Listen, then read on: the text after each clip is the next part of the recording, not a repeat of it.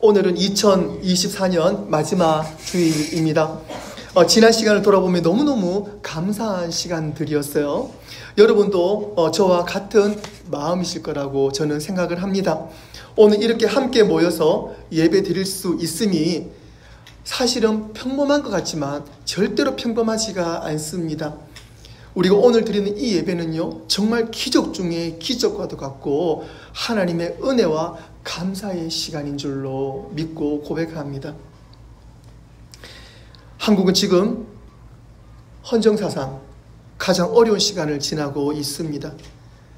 나라가 지금 마비가 된 상태입니다. 그리고 더욱이 안타까운 소식이 어제 있었지요. 한국에서 어제 큰 비행기 사고가 있었습니다. 181명의 그 탑승객을 태운 여객기가 착륙하고 난 다음에 큰 사고가 나서 2명만이 생존하고 179명이 돌아가시는 큰 사고가 어제 있었습니다. 돌아가신 분들의 그 여러 사연을 보면서 너무너무 가슴이 아프고 미어지고 먹먹했습니다. 하나님의 위로하심과 은혜가 모든 유가족 위에 함께 하시기를 바라고 기도드립니다. 우리는 하루하루 예상할 수 없는 삶을 살아가고 있습니다. 오늘 말씀을 준비하며 원래 첫 번째 말씀이 무엇인가 제가 다시 한번 더 찾아보았습니다. 원래 첫 번째 말씀의 본문은요, 에베소서 1장 23절이었습니다. 교회는 그의 몸이니 만물 안에서 만물을 충만하게 하시는 이의 충만함이니라. 교회가 충만해야 된다고 말씀해 주셨습니다. 마지막 세대 가운데 우리가 충만해야 할 것은 오직 한 가지입니다. 그것은 말씀이고 오직 예수입니다. Fullness of Him. 올 한 해 우리 교회가 목표한 말씀으로 충만한 교회, 예수로 충만한 교회로 거듭난 줄로 믿습니다.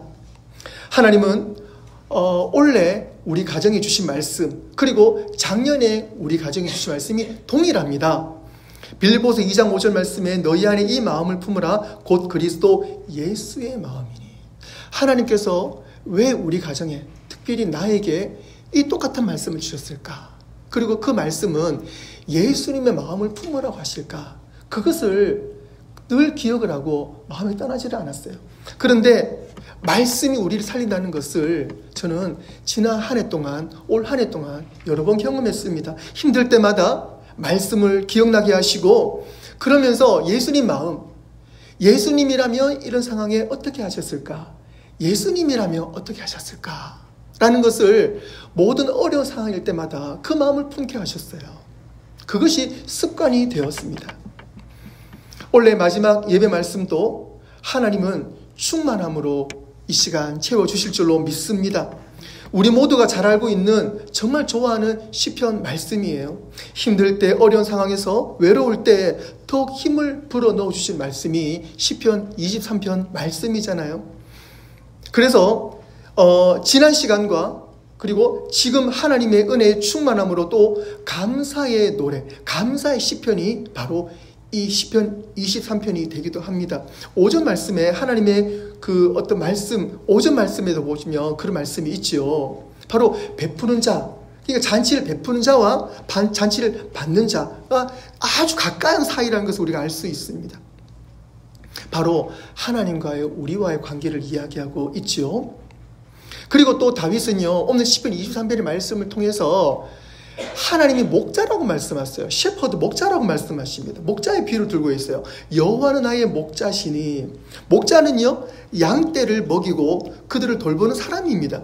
그리고 그들이 목적지로 갈 수 있도록 인도하고 사나운 짐승으로부터 보호하는 그러한 책임을 지고 있는 것이 바로 목자입니다.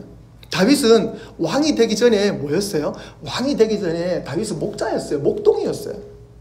누구보다 이 양들의 습성을 잘 알고 있는 사람이 또한 다윗이었어요. 그래서 목자 역할을 잘 알고 있습니다. 내가 인격적으로 하나님 만나고 보니까 나를 이처럼 지켜주시는 분이 정말 목자 같은 분이 우리 하나님이다라는 것을 다윗이 알고 이 시편을 적게 된 거예요. 다윗은 양들을 치면서 수년 동안 그들의 습관을 잘 알고 있으면서 이 양들의 습관을 이 말씀에 녹여놓고 있습니다. 여러분들, 양들의 혹시 습성이, 특성이 어떤지 아세요? 양들이 순하다는 건 다 잘 알고 있잖아요. 그런데 양들이 순하긴 한데 예민하고 좀 이기적이에요. 좀 자기중심적이에요. 그래서 배가 고플 때는요, 자기 새끼들에게 젖 먹이는 것도 사실은 뒷전하고요, 먹는 것부터 먼저 먹는다고 그래요. 그리고 지능이 좀 낮아가지고요, 좀 어리석은 행동들을 많이 한다고. 저도 TV에서 그런 걸 본 적이 있는데, 양들이 무리로 다니잖아요. 그래서 절벽으로 친구들이 뛰어내면 그것이 절벽인지 모르고 같이 뛰어내리는 경우도 있고요, 물로 그냥 생각 없이 뛰어드는 양들도 있다고 합니다. 눈은요, 가늘고 길어가지고요, 시야가 넓습니다. 그런데 시야가 넓은 대신 시력이 약해가지고 잘 보지 못한다 그래요. 특히 어두운 밤에는요, 정말 앞을 볼 수 없는 동물이 양이라고 합니다. 약하고 느립니다. 야생 동물의 표적이 될 수밖에 없어요. 목동이 필요할 수밖에 없는 거죠. 자신들이 약하고 있는 걸 알아요. 그래서 양들은요, 혼자 다니질 않습니다. 이 양들은 그래서 무리를 지어 다녀요. 그런데 재미있는 사실은 무리를 지어 다니니까 늑대한테 더 잘 보여요. 표적이 더 되는 거예요. 한마디로 아주 연약한 존재가 양이라는 것입니다. 그래서 이 양들은요, 목자가 없으면 안 됩니다. 우리가 하나님이 없으면 안 되는 것처럼 그렇습니다. 다윗은 하나님을 인격적으로 만나면서 자신이 누구보다 양보다 연약한 존재임을 알게 되었고, 하나님은 나를 가장 아끼시는 목자라는 사실을 경험하게 된 것입니다. 사랑하는 성도 여러분, 하나님은 우리의 진정한 목자 되십니다. 이것이 우리 인생의 가장 큰 선물이고 가장 큰 기적과도 같은 일입니다. 하나님 우리 목자 되십니다. 할렐루야. 아멘. 아멘. 하나님은 어떤 목자이십니까? 1절 말씀에 여호와는 나의 목자시니 내게 부족함이 없으리로다. 하나님 나의 목자가 되시기 때문에 내게 부족함이 없다 그럽니다. 다윗이 목자로 있을 때는요, 충분히 이 양들을 지켰는데 그것과 비교가 되지 않을 정도로 하나님은 나를 지켜주시는데 최고의 훌륭한 목자라는 거예요. 그래서 목자 대신 하나님을 만나고 난 다음에 내가 부족함이 없다는 거예요. 부족함이 없다는 거예요. 이 부족함이 없다는 것은요, 내가 물질적으로 넉넉하다 그것을 말하는 것이 아니잖아요. 내 마음이 하나님을 만남으로 말미암아 평화가 있다는 거예요. 내 삶에 여유가 있다는 거예요. 내 삶에 만족감이 있다는 것입니다. 지금 내가 모든 것을 가지고 있는 것은 아니지만 하나님이 나의 목자가 되신다는 그 사실 하나만으로 나는 fullness, 만족합니다. 충분합니다. 라고 다윗은 고백합니다. 다윗은 이어서 2절에 고백합니다. 2절 말씀 이어서 그가 나를 푸른 풀밭으로 누이시며 쉴만한 물가로 인도하시는도다. 목자 역할 중 하나는 양떼를 인도하는 것입니다. 어디로 인도합니까? 푸른 초장과 쉴만한 물가로 인도하는 것이 바로 목자의 역할입니다. 양들은 체력이 약해요. 그래서 이 넓은 촌을 이렇게 이동을 하면서 중간중간에 자주 쉬어줘야 됩니다. 쉴 곳을 찾아서 인도해 주는 것이 바로 목자의 역할 중 하나입니다.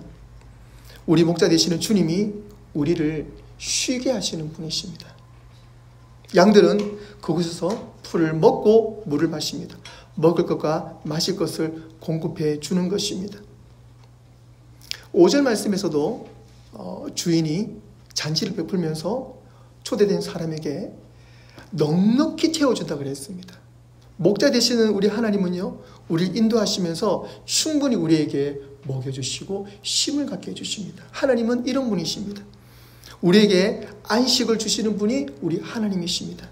우리를 먹이시고 우리의 필요를 공급해 주시는 분이 우리 하나님이십니다.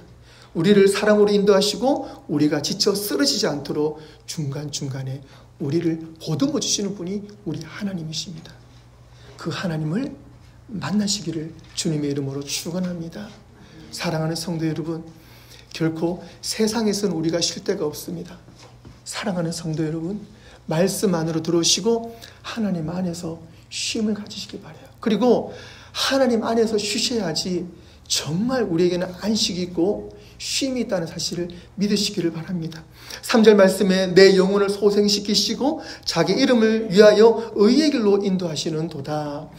목자와 양의 관계에 쓰이는 표현이 아닙니다. 그죠? 하나님과 우리의 관계에 쓰이는 표현입니다. 뭐라고 말씀하십니까? 3절 말씀에 내 영혼을 소생시키시고 자기 이름을 위하여 의의 길로 인도하신다 그랬습니다. 내 영혼을 소생시키시고 의의 길로 인도하신다. 목자이신 하나님은 우리를 쉬게 하시고 그 쉼을 통해서 우리의 영혼이 회복되기를 원하십니다. 가장 중요한 것입니다. 오늘 말씀에서 가장 중요합니다. 그것은 우리의 영혼이 살아야 됩니다. 육신의 건강 중요합니다. 경제적인 여유도 중요합니다. 하지만 그것보다 더 중요한 것은, 가장 중요한 것은 우리의 영혼이 살아야 됩니다. 우리의 영혼이 건강해야 됩니다.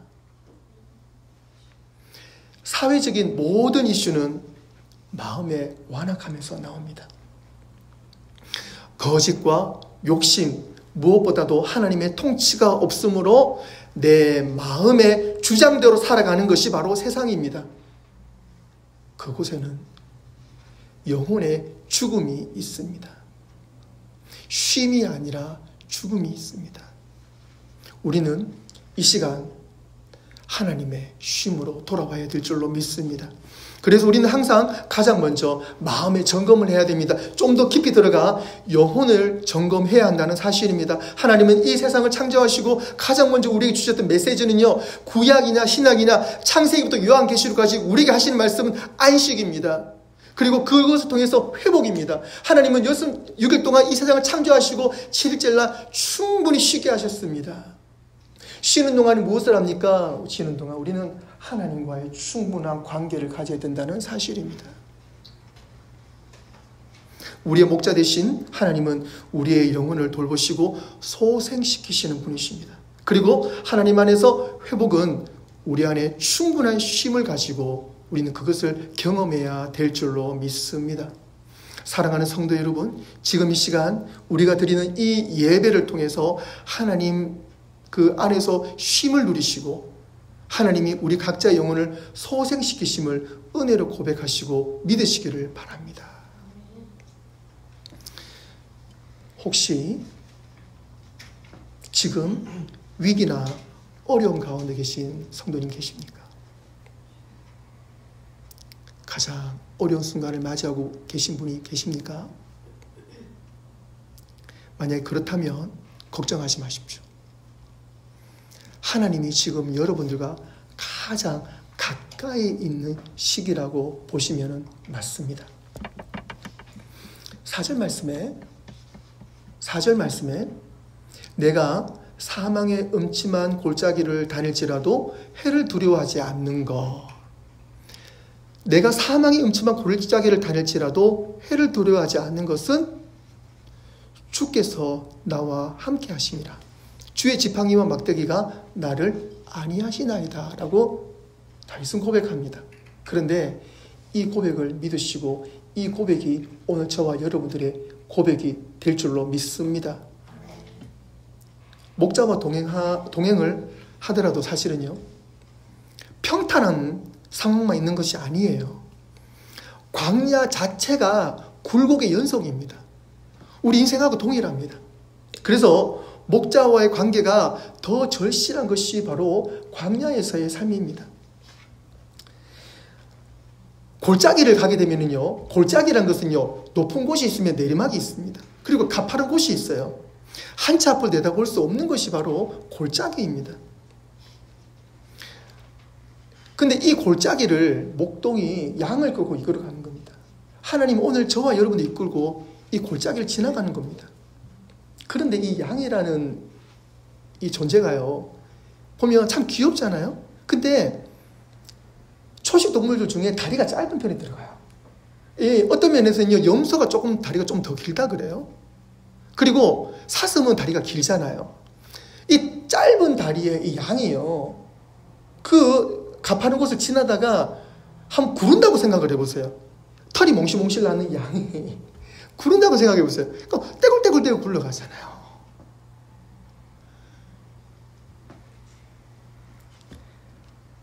그것을 목동이 지켜주는 거예요.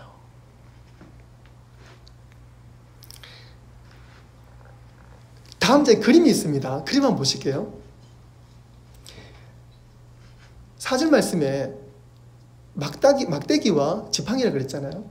이 지금 잘 아시는 그림이에요. 막대기와 지팡이입니다. 근데 이 다음 그림을 한번 볼게요. 재미난 그림이죠. 이제 이해가 가시죠? 목동이요, 2개를 들고 있습니다. 막대기와 지팡이를 들고 있어요. 그래서 막대기는요, 사자와 그리고 이런 늑대 1위가 나타나면은요, 양들을 지키기 위해서 막대기로 이렇게 후칩니다. 때립니다. 막습니다. 그리고 지팡이는 어떻게 해요? 지팡이는 양들이 어긋난 곳으로 가지 않도록, 그림에서는 이렇게 몸을 갖다 이렇게 갈고리처럼 이렇게 당겼는데요, 실제로는요, 이 지팡이로 가지고 목을 이렇게 챈다 그래요. 그래서 양들이 벗어나지 않게끔 양들을 목을 챈다거나 떨어져 있으면은 그것을 건져낸다고 그래요. 이처럼 하나님은요, 우리 인도하시는데 목동처럼 막대기와 지팡이로 인도하시는 분이 우리 하나님이십니다. 우리가 사망의 음침한 골짜기로 다닐지라도 해를 두려워하지 않는 것은, 우리가 어두운 골짜기를 가고, 해라는 것은 사탄이 우리를 공격한다 할지라도 우리가 그것을 두려워하지 않는 것은 하나님이 막대기와 지팡이 우리를 안위하시 지켜주신다는 거예요. 주께서 나와 함께 하십니다. 우리는 나의 목자대가 있습니다. 그 목자가 지켜주시는데 막대기와 지팡이가 있어요. 그래서 내가 떨어지더라도 건져주시고 나쁜 이리가 와도 물려주신다라는 그런 든든한 마음이 있기 때문에 그 양들이 안심하고 그 험난한 곳을 지나가는 거예요. 오늘 저와 여러분들이 그 험난한 곳에 있다면 믿음을 가지시고 지나가시기를 바랍니다. 하나님께서 지켜주세요. 막대기와 지팡이 무엇입니까? 목자는 예수님이십니다. 또한 막대기와 지팡이는요, 말씀 되십니다. 기도가 되겠습니다. 우리가 이 세상을 살아갈 때, 이 광야 자체 살아갈 때에 힘들고 어려운 순간을 맞이합니다. 걱정하지 마십시오. 우리가 그 기간을 지날 때 우리는 더 밀접하게 딱 붙어서 목자와 그 길을 지나야 됩니다.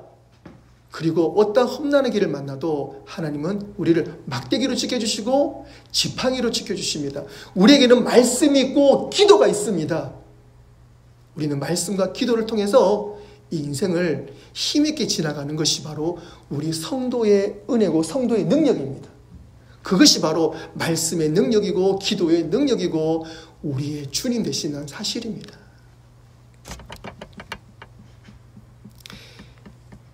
말씀을 맺겠습니다. 사랑하는 성도 여러분, 하나님은 우리의 목자 되십니다.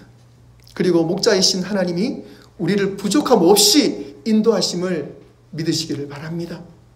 부족함이 없는 상태는 만족한 상태입니다. 오늘 다윗은 내 잔이 넘칩니다. 넘치도록 만족한 믿음이 오늘 우리 가운데에 충만할 줄로 믿습니다. 우리 마음이 그리고 우리 삶이 오직 예수 그리스도로 채워지고 만족할 줄로 믿습니다. 그 믿음으로 올 한 해 마무리를 잘 하시고 내년에도 오직 우리의 능력 되시는, 생명 되시는, 우리 호흡 되시는, 우리의 지팡이와 막대기 되시고 무엇보다도 우리의 진정한 참 목자 되시는 예수 그리스도와 함께 출발하시는 저와 여러분 되시기를 주님의 이름으로 축원합니다. 기도하겠습니다.